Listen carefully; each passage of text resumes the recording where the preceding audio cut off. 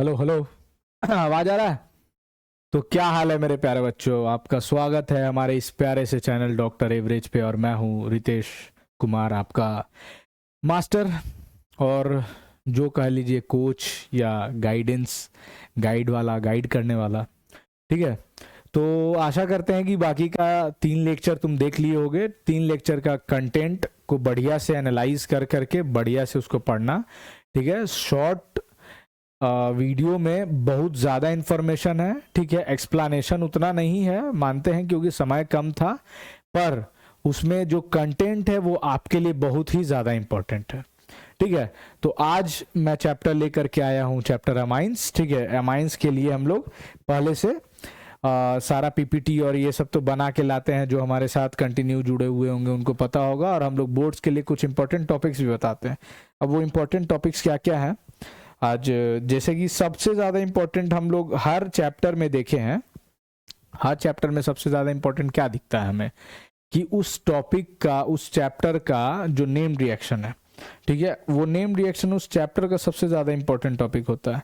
वैसे ही इसमें 3-4 कुछ अलग, अकॉर्डिंग टू मेरा जो रिसर्च था उसमें सारा चीज़ हम लोग को अलग करके रखना है। तो जितना भी डायजोटाइजेशन वाला रिएक्शन है, कन्वर्जन है, कार्बाइल अमाइन टेस्ट जो वन मोस्ट ऑफ टाइम पूछा जाता है, हाइजेनबर्ग टेस्ट, ये सब जो पूछा जाता है, ठीक है, उसमें से सारा नेम रिएक्शन तो हम लोग एक चैप्टर में कर लिए। और जो जो जो इम्पोर्टेंट पार्ट्स है वो सब हम लोग एक जगह पे कर चुके हैं।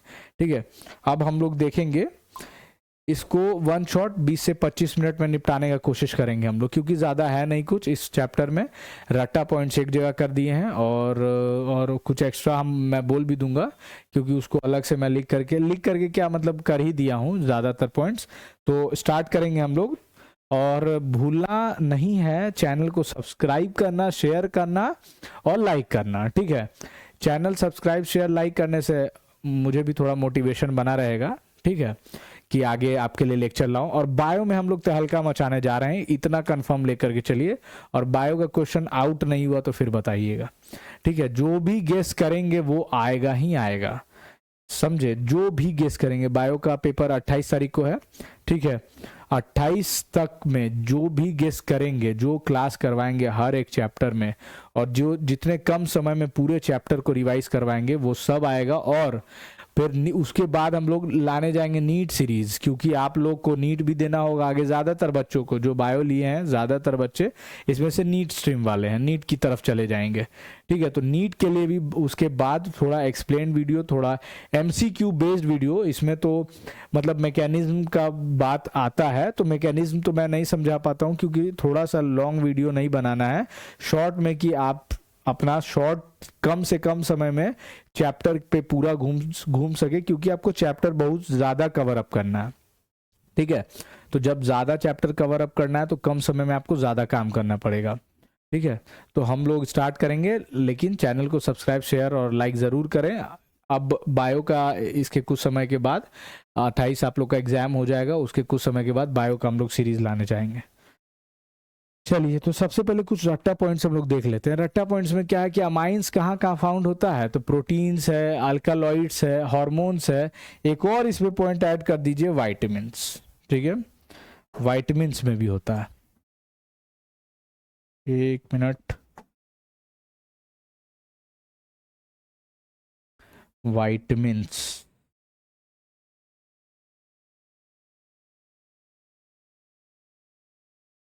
वाइटामिन्स क्या होता है? वाइटल अमीन्स, जो इंपॉर्टेंट अमीन्स होते हैं उसको वाइटल अमीन्स बोलते हैं। एड्रिनलिन, इफेड्रिन कितना होता है? 2 डिग्री अमाइनो एसिड होता है इसमें।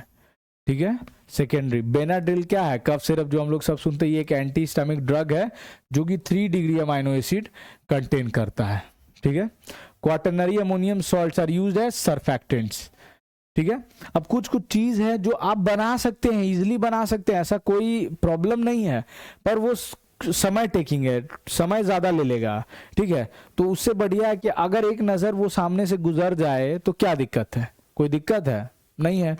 तो ये जो पॉइंट है, आइसोमेरिक अमाइंस ऑफ C4H11N का आइसोमर्स कितना है टोटल 8, जिसमें से प्राइमरी कितना है 4, सेकेंडरी कितना है 3, टर्शरी कितना है 1। ये अगर याद रहेगा तो आपका जिंदगी थोड़ा आसान हो जाएगा, थोड़ा जल्दी बन जाएगा, ठीक है।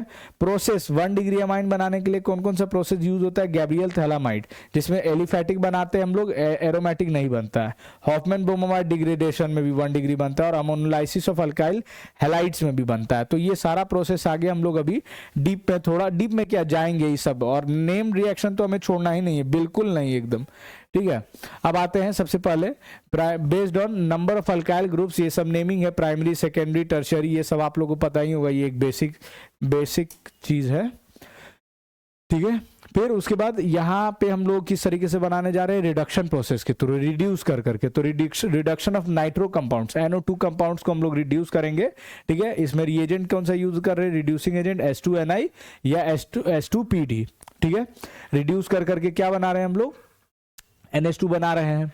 यहाँ पे भी सेम SnHCl FeHCl, ठीक है। ये दोनों का यूज कर करके हम लोग PHNH2 बना रहे हैं, पर ये बेस्ट प्रोसेस है, क्योंकि जब रिएक्शन होता है ना, जब रिएक्शन हम लोग करवाते हैं तो HCl देना पड़ता है इस दोनों कंडीशन में। ये दोनों से ज्यादा बढ़िया आयरन स्क्रैप वाला है, क्योंकि ये इसलिए है क्योंकि इसमें बहुत कम अमाउंट में HCl देना पड़ता है, और रिएक्शन होते वक्त में HCl खुद ब खुद बनने लगता है। HCl यहाँ पे इस रिएक्शन में बनने लगता है, इसलिए हम लोग को जो HCl जो देना पड़ता है वो बहुत कम अमाउंट में देना पड़ता है, बहुत कम अमाउंट में देना पड़ता है। तो पॉकेट फ्रेंडली है, और जब पॉकेट फ्रेंडली है तो यही यूज किया जाएगा, ठीक है। अब अमोनोलाइसिस में, अब कंटिन्यूड अगर अमोनोलाइसिस करवाया जाए अल्काइल हैलाइड का, ठीक है, कंटिन्यूड पूरा, तो उसमें 1 डिग्री 2 डिग्री 3 डिग्री 4 डिग्री सब बनता है। पर जब एक्सेस में जब डालते हैं ना हम लोग, ठीक है, प्राइमरी अमाइन, तब क्या होता है? प्राइमरी अमाइन मेजर प्रोडक्ट होता है in excess of ammonia use. जब एक्सेस ऑफ अमोनिया यूज होता है तो इसको क्या बोलते हैं, क्या बनता है? Major product. अब प्राइमरी अमाइन मेजर प्रोडक्ट बनता है, पर बनेगा सब, क्वाटरनरी भी बनेगा, प्राइमरी भी, सेकेंडरी भी, टर्शियरी भी, ठीक है। उसके आगे आते हैं रिडक्शन ऑफ नाइट्राइल्स। नाइट्राइल्स का रिडक्शन करने के लिए क्या यूज हो रहा है? LiAlH4 H2Ni NaHD सीट और इथाइल अल्कोहल, ठीक है, इथानॉल जो भी बोल सकते हैं। तो RCN को रिड्यूस करके क्या बना रहा है? R, यहाँ का चीज यहाँ पे आ गया, ठीक है, RCH2NH2, ये रिड्यूस कर करके ये बना दिया, ठीक है। इसको मैं गायब कर देता हूं, नहीं तो फिर अगर जब मिलेगा PPT तो थोड़ा कंफ्यूजन होगा, इतना ना समय लगेगा कि क्या ही बोला जाए। चलिए, गायब हो गया, ठीक है। अब उसके बाद रिडक्शन ऑफ अमाइड्स का बात हो रहा है। जब अमाइड्स को रिड्यूस करेंगे तो क्या बनाएगा? C double bond O NH2, इसका साइज छोटा कर दिया जाए, चलिए, RC double bond O NH2, ठीक है। जब अमाइड्स का रिडक्शन करेंगे तो ये क्या होगा? पूरा इसको हटा दिया जाएगा, ठीक है। ये जब हटेगा, किससे हटेगा? LiAlH4 और H2O इसमें जब डालेंगे तब जाकर के ये तुरंत C डबल बॉन्ड O को हटा देगा। अब गैब्रियल थैलामाइड सिंथेसिस इंपॉर्टेंट है, क्योंकि नेम रिएक्शन है, नेम रिएक्शन है तो आपको रटना पड़ेगा, ठीक है। ये पूरा पूछा जा सकता है, ठीक है। गैब्रियल थैलामाइड रिएक्शन क्या है? अभी हम लोग देखें कि 1 डिग्री एलिफैटिक अमाइन बनाने के लिए यूज किया जाता है, 1 डिग्री एलिफैटिक अमाइन बनाने के लिए यूज किया जाता है। थैलामाइड का रिएक्शन जब QS से कराते हैं तो पोटेशियम थैलामाइड बनता है। अब हमको स्ट्रक्चर भी याद रखना है, ठीक है। स्ट्रक्चर अगर हम लोग नहीं याद रखेंगे तो MCQ में सिर्फ यही आ सकता है कि थैलामाइड का स्ट्रक्चर कैसा हो सकता है, क्योंकि आप लोग MCQ पहले बनाए हैं PYQs जो बोर्ड्स का है, तो वैसा आपको क्वेश्चन दिख सकता है कि डायरेक्टली पूछ दे स्ट्रक्चर ही बताइए, बाकी और कुछ मत बताइए, ठीक है। पोटेशियम थैलामाइड जैसे डालेंगे, इसके साथ अल्काइल हैलाइड डालेंगे तो N अल्काइल थैलामाइड बन जाएगा। Step 3 hydrolysis. N alkyl phthalimide में जब बेस डालेंगे तो पानी निकल जाएगा और RNH2 प्राइमरी वाला बन जाएगा, 1 डिग्री अमाइन बन जाएगा। यह विधि एलिफैटिक प्राइमरी अमाइन बनाने में उपयोगी है, एरोमेटिक प्राइमरी अमाइन इस विधि से नहीं बनती है, ठीक है, ये याद रखिएगा। चलिए हम लोग आते हैं 7th पेज पे, ठीक है। यहाँ पे भी Hofmann bromamide degradation, Hofmann bromamide degradation हम लोग पीछे भी एक तरीके से देखे जहाँ पे C डबल बॉन्ड O में डबल बॉन्ड O खत्म हो रहा था, पर अब यहाँ पे आते हैं कि R C double bond O NH2 में Br2 प्लस NaOH जब डालेंगे ना तो directly C double bond O पूरा ही गायब हो जाएगा। ठीक है, यहाँ पे जब इसको हम लोग डालते हैं हॉफमैन ब्रोमामाइड वाला तो ये इस तरीके का कुछ होगा कि हम लोग कहाँ गया, ऐसे होगा, ये इस तरीके से पूरे गायब हो जाएगा और ये यहाँ से आकर के अपना जुड़ जाएगा इधर से। ठीक है, ये अपना आकर के बॉन्ड बना लेगा, यहाँ से RNH2 बन जाएगा। ठीक है, बनने वाली अमाइन में एक कार्बन कम होता है, मतलब कि जो प्राइमरी जो कार्बन होता है जो हम लोग रिएक्टेंट लेते हैं C double bond O NH2, अगर इसमें 10 कार्बन था तो जब प्रोडक्ट बनेगा तो उसमें 9 ही कार्बन होगा। ठीक है, इसका फिजिकल प्रॉपर्टीज क्या है, aniline and other aryl amines are used as usually colourless but get coloured on storage due to atmospheric oxidation. Aniline और उसका अदर जो एराइल अमाइंस होता है वो सब कलरलेस होता है, पर अगर उसको कुछ समय तक स्टोर किया जाए तो उसमें कलर आ जाता है। ठीक है, lower aliphatic amines are soluble in water because they form hydrogen bond with water molecule. जो कल भी हम लोग बात किए थे कि जो हाइड्रोजन बॉन्ड बना सकता है पानी के साथ वो सब सोल्यूबल है। Order of boiling point of isomeric amines, primary secondary tertiary. अब यहाँ पे बॉइलिंग पॉइंट और बॉइलिंग पॉइंट वाले पे जब बात हुआ है तो हम लोग को पता है कि जैसे जैसे हाइड्रोजन बॉन्ड का एंट्री होगा वैसे वैसे जो भी सारा चीज मान्यता है वो खत्म होते चला जाएगा। तो हम लोग आगे बढ़ते हैं फिर, ये कुछ रट्टा वाला पॉइंट्स है। Aniline and other aryl amines are usually colourless, चलिए इसका बात कर लिए हम लोग। और lower aliphatic amines are soluble in water, ये भी हम लोग बात कर लिए दोनों पॉइंट। ऑर्डर ऑफ बीपी ये भी, ये lower aliphatic amines are gaseous with fishy odour. Lower aliphatic amines क्या है, गैस में होता है विथ फिशी ऑर्डर। जैसे जैसे ऊपर होते जाएंगे तो लिक्विड से सॉलिड की तरफ बढ़ जाएगा। ठीक है, अब उसके बाद आते हैं 8वां अल्काइलेशन। अल्काइलेशन में क्या है, RNH2 CH3 Br से करवाया गया तो अल्काइल ग्रुप आकर के ऐड हो गया। ठीक है, 1 डिग्री से 2 डिग्री बन गया। Acylation C double bond O Cl, acyl chloride को जब ऐड किया गया तो कुछ इस तरीके का प्रोडक्ट मिला, या दूसरा तरीका से ये जब एनहाइड्राइड ऐड किया गया तो अब ये हो गया कार्बाइल अमाइन रिएक्शन। ये बहुत इंपॉर्टेंट है।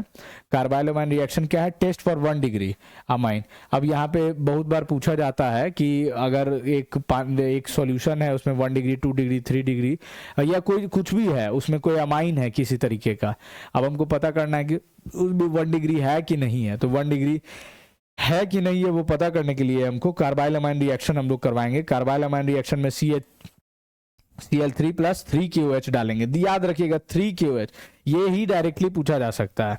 ठीक है, इसमें क्या बन रहा है, आइसोसाइनाइड प्लस 3KCl पर प्लस 3 गिलास पानी जो है 3H2O बनेगा। Only primary amines give this reaction, ये याद रखना ज्यादा जरूरी है। ठीक है, अब आते हैं reaction of nitrous acid with acid, preparation of HNO2। NaNO2 plus HCl से रिएक्शन करवाते हैं तो HNO2 बनेगा। प्राइमरी एलिफेटिक अमाइन क्या है, प्राइमरी एलिफेटिक अमाइन का रिएक्शन करवाएंगे HNO2 के साथ तो अल्कोहल बनेगा, नाइट्रोजन रिलीज होगा। ठीक है, और प्राइमरी एरोमेटिक अमाइन के साथ करवाएंगे तो क्या यहाँ पे होगा, HCl 0.5 डिग्री, यहाँ पे एरोमेटिक के साथ N2 लगेगा, nitrogen N2 plus Cl minus, ये N2 प्लस Cl माइनस, ये थोड़ा सा टाइपो एरर टाइप का आ गया जो जिसको हम लोग डायजोटाइजेशन भी बोलते हैं। ठीक है, क्योंकि प्राइमरी अमाइन जो होता है ना इस फॉर्म में, ये एलिफेटिक अमाइन इस फॉर्म में स्टेबल ही नहीं हो पाता है। ठीक है, स्टेबल ही नहीं होगा तो फिर रुकेगा कहाँ से, तो जैसे स्टेबल नहीं होता है तो बस निकल जाता है। ठीक है, नाइट्रोजन के फॉर्म में। उसके बाद प्राइमरी अमाइन डायरेक्टली, अब यहाँ पे आ गया हाइजेनबर्ग टेस्ट में। Hinsberg test 1 degree 2 degree 3 degree तीनों को चेक करने के लिए यूज किया जा सकता है, डिफ्रेंशिएट करने के लिए। प्राइमरी अमाइन जब रिएक्ट करेगा हाइजेनबर्ग रिएजेंट के साथ, ठीक है, क्या है, PHSO2Cl। ठीक है, PHSO2Cl के साथ जब रिएक्ट करेगा तो जो इसका प्रोडक्ट बनेगा ना वो सोल्यूबल बनेगा प्राइमरी वाले में, सेकेंडरी वाले में भी प्रोडक्ट बनेगा पर वो इनसोल्यूबल, और टर्शियरी वाला रिएक्ट ही नहीं करेगा। ठीक है, तो टर्शियरी अमाइन नो रिएक्शन, और सेकेंडरी अमाइन क्या है, इनसोल्यूबल इन अल्कली। ठीक है, प्रोडक्ट बन रहा है पर इनसोल्यूबल है, और सोल्यूबल इन अल्कली प्रोडक्ट बन रहा है। ठीक है, तो primary secondary tertiary Hinsberg test में क्या होता है ये हम लोग देख लिए। ठीक है, अब आते हैं इलेक्ट्रोफिलिक सब्स्टिट्यूशन रिएक्शन में। ब्रोमिनेशन कर रहे हैं Br2 के साथ पानी, ब्रोमीन वाटर में, हम लोग ब्रोमीन वाटर में जब डालेंगे तो 2,4,6 ट्राइब्रोमो एनिलीन बनेगा, जिसका कि कलर व्हाइट बनेगा। हम लोग पीछे भी पढ़े थे 2,4,6 फिनोल, ठीक है, 2,4,6 ट्राइब्रोमोफेनोल हम लोग पढ़े थे पीछे अल्कोहल फेनोल में, जिसका भी कलर व्हाइट था, ठीक है। तो कलर याद रखिएगा, कलर आता है ऑप्शन में, ठीक है। अब सेम यही पायरिडीन एनहाइड्राइड के साथ करवा रहे हैं, पायरिडीन के साथ, तो Br2CS3COOH के साथ लास्ट में क्या बन रहा है बेटा, पैरा एनिलीन जो होगा वो मेजर प्रोडक्ट बनेगा। सारा रिएक्शन देखते चलिए। फिर नाइट्रेशन पे आ गए। नाइट्रेशन में क्या है, इसके पास लोन पेयर है, तो लोन पेयर जब देगा तो थोड़ा सा डीएक्टिवेटिंग इफेक्ट करवा देगा, ठीक है। पर ये हमको याद रखना है कि 51% मेटा वाला भी यहाँ पे मेजर प्रोडक्ट में बनता है, मेजर बनता है, ठीक है। Major one of the major product 51 तो ऐसे, और पैरा वाला ही मेजर है, पर मेटा वाला भी थोड़े कम है। 47 और 51 में ज़्यादा का डिफरेंस नहीं है, कम पड़ गया तो ये यहाँ पे, क्योंकि यहाँ पे इतना दोनों बड़ा बड़ा ग्रुप है, तो बड़ा ग्रुप दो, क्या बोलते हैं, बड़े ग्रुप्स एक इलाके में नहीं रह सकते हैं, इसके कारण से ये बहुत कम है, बहुत कम अमाउंट में बना है। उसके बाद कंट्रोल नाइट्रेशन रिएक्शन, कंट्रोल्ड इसलिए ना क्योंकि ये इसका जो लोन पेयर है ना, इसको इसी के अंदर में घुमाते रह देगा। अब जो ये दिख रहा है ये कुछ इस तरीके का दिख रहा होगा, ये नाइट्रोजन है, इसके साथ ये हाइड्रोजन जुड़ा होगा, ये C++O CH3, ठीक है, इस तरीके का। अब ये इधर ही में ब्लॉक रह जाएगा, जब इधर ये रिंग में ही नहीं जाएगा यहाँ से, तो इसका जो डीएक्टिवेशन इफेक्ट हो जाएगा, इसको डीएक्टिव कर दिया, इसके जो लोन पेयर को डीएक्टिवेट कर दिया, और ये इसका लोन पेयर इसी साइड में घूमते रह गया C++O के इर्द गिर्द। इसीलिए यहाँ पे जो ये प्रोडक्ट बना, ये अच्छे खासे मतलब डिफरेंस से मेजर बनता है, ठीक है। मेजर तो पहले भी था, लेकिन अभी अच्छे खासे अमाउंट से अब मेजर बन गया, ठीक है। वो वही रिएक्शन है। अब सल्फोनेशन पे आते हैं, ठीक है। सल्फोनेशन क्या है, इसमें क्या SO3H को ऐड करना है एनिलीन में, ठीक है। तो इसमें भी एक बीच का प्रोडक्ट बन रहा है जो चार्ज है, ठीक है, इंटरमीडिएट 453 से 473 केल्विन पे जब इसको रखा गया तो SO3 सल्फानिलिक एसिड बना, और जैसे ही इसको थोड़ा सा स्टेबल या कुछ अलग करने का मन किया तो ज्यूटर आयनिक फॉर्म में हो गया। ज्यूटर आयनिक फॉर्म भी बार बार इंटरचेंज होकर के एक स्टेबिलिटी अच्छा काम करता है। अब इसके बाद कौन सा आ गया, primary aliphatic amines are form unstable diazotization diazonium salts के बाद, ठीक है। पीछे हम लोग देखे थे कि प्राइमरी वाला अनस्टेबल होता है, इसीलिए नाइट्रोजन और अल्कोहल बना देता है, ठीक है। Primary aromatic amines form are diazonium salts which are stable for short time in solution at low temperature, ठीक है। ये भी स्टेबल होता है शॉर्ट टाइम के लिए सॉल्यूशन में लो टेम्परेचर पे। लो टेम्परेचर पे हमको लगता है कि आपको दिख रहा होगा, क्योंकि थोड़ा सा ये थोड़ा ब्लरी हो गया है, पर कोई बात नहीं, हम अगर आपको दिख रहा है तो हम कोई दिक्कत नहीं है, ठीक है। अब ये प्रिपरेशन ऑफ डायजोनियम सॉल्ट का बात कर रहा है, तो जब एनिलीन का रिएक्शन NaNO2+2HCl से करवाएंगे तो एक ऐसा शॉर्ट टर्म के लिए बनता है जिसको डायजोनियम सॉल्ट बोलते हैं। इसका फिजिकल प्रॉपर्टीज क्या है, benzene diazonium chloride is colourless crystalline, ठीक है, solid and readily soluble in water, ठीक है। It is stable in cold but reacts with water when warmed, ठीक है। स्टेबल है कोल्ड में, पर जैसे पानी गर्म होगा वो रिएक्ट कर देगा। Benzene diazonium fluoroborate is water insoluble and stable at room temperature, ठीक है। फ्लोरोबोरेट जो यहाँ पे Cl है, लेकिन इसके जगह क्लोरीन की जगह फ्लोरीन होगा तो वो स्टेबल है रूम टेम्परेचर पे, ठीक है, पर वाटर में इनसॉल्युबल है। ये सब रटने वाला पॉइंट है और रटना बहुत जरूरी है। अब आते हैं हम लोग chemical reaction involving displacement of hydrogen, replacement by halide और cyanide ion, Sandmeyer reaction. Name reaction है, again very important. Sandmeyer reaction में Cu2Cl2 हम लोग पीछे भी पढ़े हैं, ठीक है। तो अब जिस भी हेलोजन का हम लोग को रिप्लेसमेंट करवाना है वो हेलोजन डालेंगे, वो रिप्लेस कर देगा, और साइनाइड का भी इसी के साथ साथ काम हो जाता है, ठीक है, CuCN डाल दिए, Cu2Br2 डाल दिए, Cu2Cl2 डाल दिए, तो एरोमेटिक क्लोराइड, एरोमेटिक ब्रोमीमाइड और एरोमेटिक साइनाइड बन जाएगा। गैटरमैन रिएक्शन हम लोग वहाँ पे पढ़े थे, गैटरमैन कोच रिएक्शन, जिसमें CO आ रहा था, ठीक है, CO और HCl, यहाँ पे Cu और HCl आ रहा है, Cu और HBr आ रहा है, ठीक है, Cu और HCl, Cu HBr जो है वो उसको रिप्लेस कर देगा यहाँ वाले डायजोनियम सॉल्ट को, ठीक है, और रिप्लेस करके उसी हिसाब से प्रोडक्ट बना लेगा, जिसमें से नाइट्रोजन इवॉल्व हो ही रहा है। रिप्लेसमेंट बाय आयोडाइड, अब हम लोग एक पढ़े थे किसमें, हेलो अल्किन हेलो एरिन में, कि फ्रेंकलिस्टीन था और स्वास था। जब अल्काइल हैलाइड अल्काइल आयोडाइड बनाना था हमको रिप्लेस करवा करके, तो फ्रेंकलिस्टीन यूज कर रहे थे, और जब अल्काइल फ्लोराइड बनाना था हमको रिप्लेस करवा करके, तो हम लोग क्या यूज कर रहे थे, स्वाज रिएक्शन। स्वाज रिएक्शन में भी 3-4 और कंपोनेंट था, Hg2F2 CuF2, इस तरीके का सारा चीज हम लोग इस्तेमाल कर रहे थे, ठीक है। तो यहाँ पे भी जब हम लोग को आयोडाइड अल्काइल आयोडाइड बनाना है, तो डायजोनियम में हम लोग पोटेशियम आयोडाइड डाल देंगे तो आराम से आयोडाइड बन जाएगा, ठीक है। फ्लोराइड बनाना है तो इसमें डायजोनियम में HbF4 डालेंगे और हीट करेंगे तो आराम से फ्लोराइड बन जाएगा। रिप्लेसमेंट ऑफ हाइड्रोजन, ये डायजोनियम में H3PO2 डालेंगे, और एक और चीज है इथानॉल। ये पूरा जब हमको हटाना होगा ना डायजोनियम सॉल्ट का N2+Cl-, तो हम लोग ये दो चीजें बहुत ज्यादा इंपॉर्टेंट है, ये बहुत ही ज्यादा इंपॉर्टेंट है, ये डायरेक्टली रिएक्शन में देता है, ठीक है, कि हम लोग को डायरेक्टली हटाना है तो क्या क्या यूज करेंगे, तो दो चीज H3PO2 और इथानॉल, ये दोनों डालेंगे ना डायजोनियम सॉल्ट में, तो वो सिर्फ एक बेंजीन में कन्वर्ट हो जाएगा, ठीक है। तो ये रटना बहुत जरूरी है, बेंजीन बनेगा जैसे सारा काम हो जाएगा।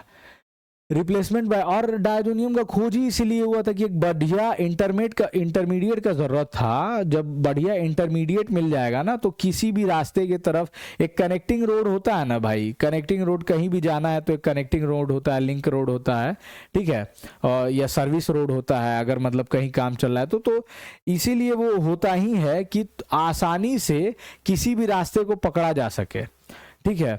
अब वो मांझी द माउंटेन मैन वाला सुना हो कि पहाड़ को घूम करके जाना पड़ता था, पर एक ऐसा रास्ता जो सीधे की ओर जाता था और वो पूरे शहर से कनेक्ट करता था, वो बीच से जाता था। तो वैसे ही डायजोनियम सॉल्ट का इसीलिए खोजी किया गया क्योंकि उसको बाकी और केमिकल्स को बनाने में ज्यादा टेंशन ना लिया जाए, ज्यादा रास्ता घूम करके ना, जो 2 स्टेप में हो किया जा सकता है वो 4-5 स्टेप 6 स्टेप ना लगे, तो जितना ज़्यादा आसानी से बनेगा उतना ही पॉकेट फ्रेंडली होगा। और हम लोग जो भी काम करते हैं वो पॉकेट फ्रेंडली है, पॉकेट के लिए ही करते हैं। चाहे तुम पढ़ रहे हो तो वो अपने पॉकेट को भारी करने के लिए पढ़ रहे हो, और हम पढ़ा रहे हैं तो अपने पॉकेट को भारी करने के लिए पढ़ा रहे हैं, ठीक है।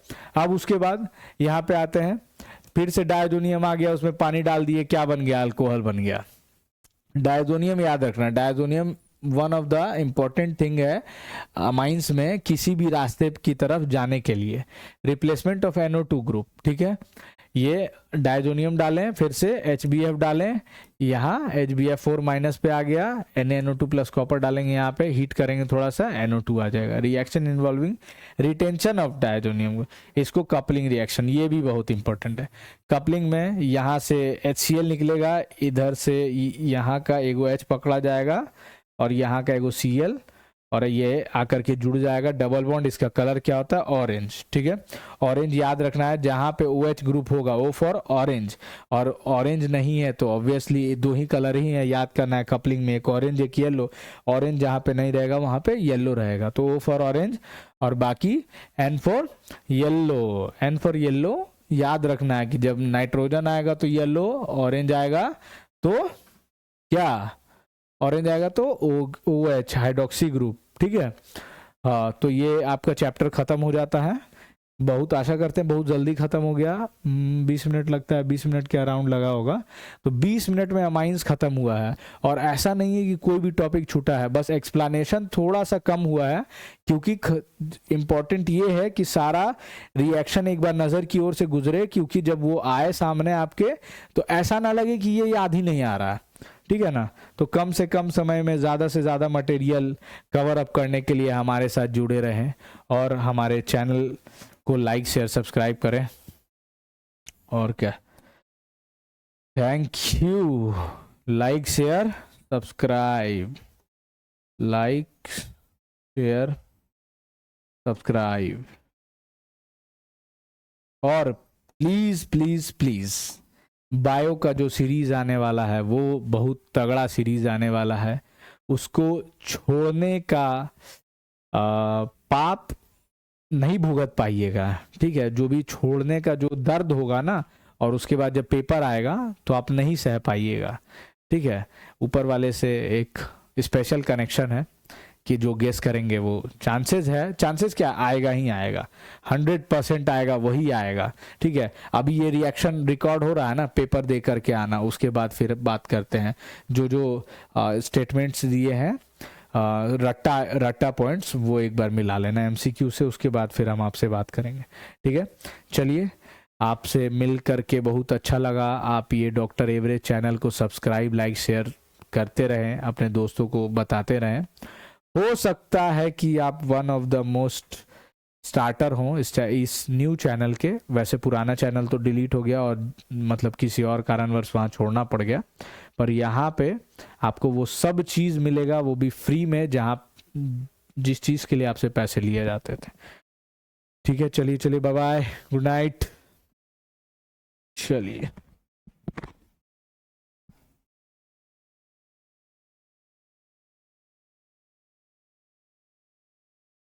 Hello hello.